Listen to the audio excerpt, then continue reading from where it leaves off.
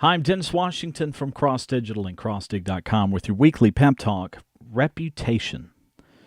Had the great honor last week of giving the eulogy of a dear woman. Only met her a few times, but she was Aunt Mary to me and to my good friend Randy, who it was his aunt, passed away. A beautiful long life, and he asked me to, of all the people, I was the number one choice to give the eulogy, and we talked before the funeral about her and her life, and plenty of great stories to tell.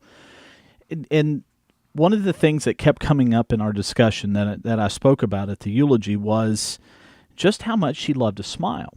And that's really one of the things, talking to other family members as well and friends, just how beautiful her smile was. It was part of her reputation.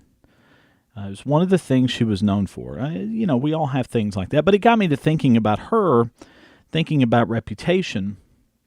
What are you known for?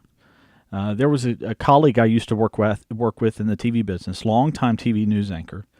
I called Bill the greatest example of a grandfather that anybody could ever want. He really was. What is your reputation like? Or you're not even dead yet. We're all going to die someday. But what is your reputation? What do people say about you now? Now, I know you really don't know what people say about you behind your back. What do you think people say about you? What if someone were to talk about you? What one word would describe you? What would that be?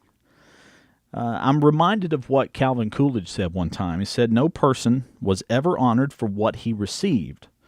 Honor has been the reward for what he gave." I mean, you talk about a great reputation. If people know you for what you gave and not what you received. It reminds me of the verse in Proverbs, chapter 21, verse 26, "The righteous giveth and spareth not."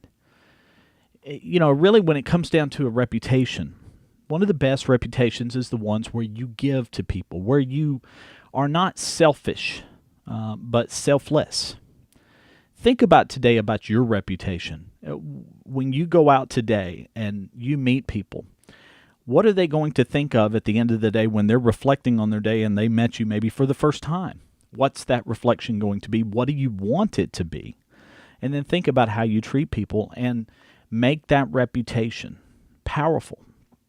It's certainly something that I address in coaching sessions when I deal with people. It's not all about X's and O's and dollars and cents.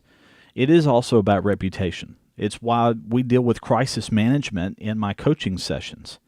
Life isn't perfect, and you've got to be prepared to deal with the imperfections. But at the end of the day, the reputation matters, and you've got to have a plan to deal with that in your crisis management, preparing for what in many cases is the inevitable, someone going to complain or do something or say something about you that could harm you or your business or both. Reputation matters. But doing everything you possibly can do to improve your reputation and let people walk away with a fantastic reputation of you, that's really the goal here.